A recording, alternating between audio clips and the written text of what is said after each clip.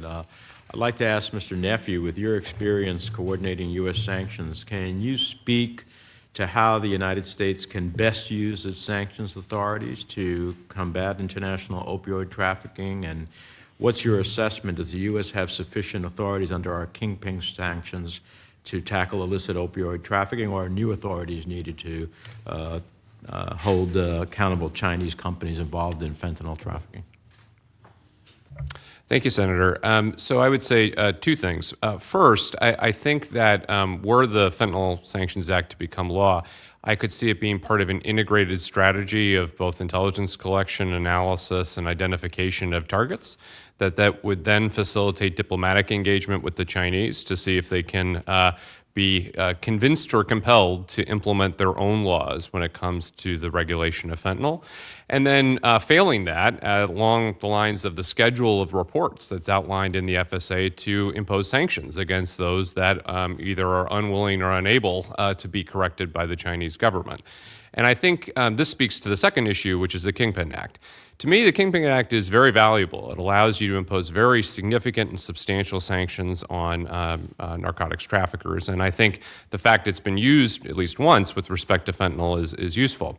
But I do think that having more authorities, especially at the lower scale of punishment, may be valuable. And I think that's where the FSA is so useful, because it adds new tools. It adds import-export financing. It adds visas for senior officials. I mean, it would give the U.S. government more tools to apply against some of these companies and entities, which I think may be more effective as part of a diplomatic approach. And especially the fact that there are means for tailoring implementation of sanctions in the long term for countries that are cooperating. I think that also adds. Well, I appreciate that insight. I hope we can get the Fentanyl Sanctions Act passed. I've sponsored with Senator Schumer. I think there isn't a part of our country that isn't touched by this issue. And every tool that we can use to prevent fentanyl from coming into the United States in the first place, I think is incredibly important. I'd like to ask Mr. Kennedy, as I look at China now, 30 years after Tiananmen Square, I see an Orwellian state. Xi Jinping has obviously developed one of the most sophisticated technological surveillance systems of its people in Xinjiang, obviously with the Uyghurs. How should we be balancing our values, such as concerns about human rights in Xinjiang, and American companies that are engaged in selling surveillance and security goods and services to China? Especially when we see China promoting that very essence of that technology to other countries in the world to repress people as well. I agree. It's a huge problem. Chinese people don't have middle names, but if they did, Xi Jinping's would be control.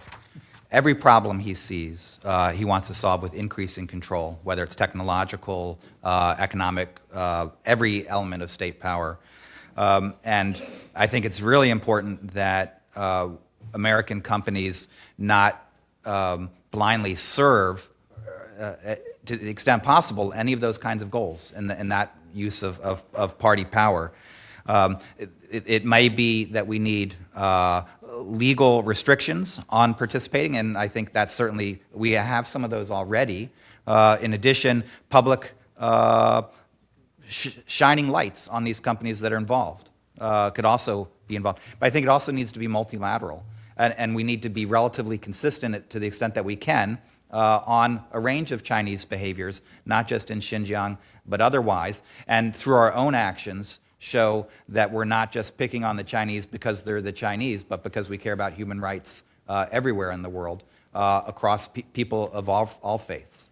And lastly, given that the president has announced that he's going to impose across-the-board tariffs on Mexico, the second largest market in the world for U.S. goods and services, as we are starting the process for ratification of USMCA, and Mexico just started their ratification process, as we're trying to deal with China and its unfair trade practices, what message does that send to a China that even if they strike a deal with us, then the president goes ahead and says, well, I'm going to strike tariffs on you for some other reason?